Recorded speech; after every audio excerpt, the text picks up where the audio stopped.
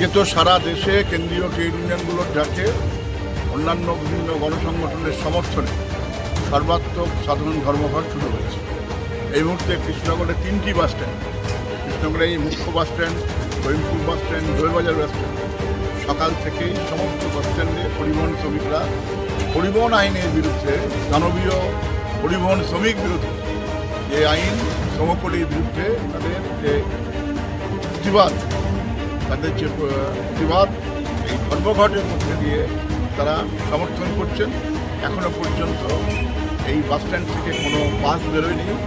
এবং গোটা শহরে ধর্মঘট সকাল থেকেই, যা আমাদের বিভিন্ন জায়গায় মিছিল বার হয়েছে,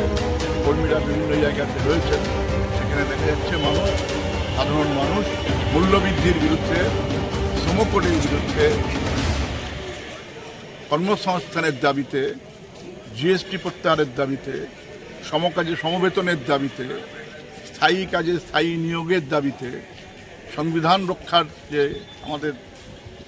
বিষয়, যে দাবি, তার দাবিতে, স্মার্ট মিটারের বিরুদ্ধে, যে স্মার্ট মিটারের মধ্যে দিয়ে বিদ্যুৎ শিল্পকে বেসরকারীকরণ করা হচ্ছে, সাথে সাথে ব্যাংক, বিমা, এলআইসি সহ সমস্ত লাভজনক যে প্রতিষ্ঠান,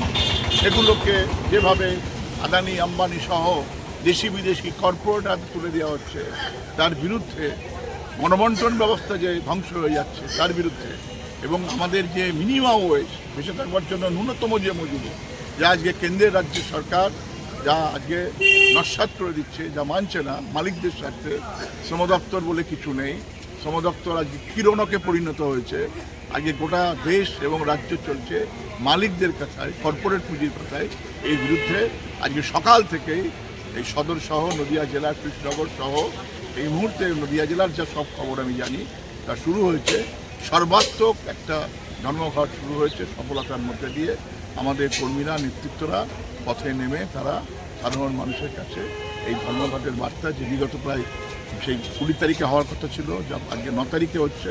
9ই জুলাই, 20 জুন হওয়ার কথা ছিল, একটা ব্যাপক প্রচারের মধ্যে দিয়ে 17 দফা দাবিগুলোকে আজকে আমাদের রাজ্যের মানুষ, নদিয়া জেলার মানুষ, কৃষ্ণনগরের মানুষ, তারা মনে করছে দাবিগুলো আমাদের দাবি। তারা সংহতি জানাচ্ছেন, সহমর্মিতা জ্ঞাপন করছেন এবং ধর্মঘট করবার মধ্যে দিয়ে তা সমর্থন করছেন। সমস্ত দোকানপাট, হাট বাজার, মল, এগুলো সব বন্ধ রয়েছে। সকালের বেলা থেকেই যা খবর, অফিস আদালত সব বন্ধ হবে। এই কথাই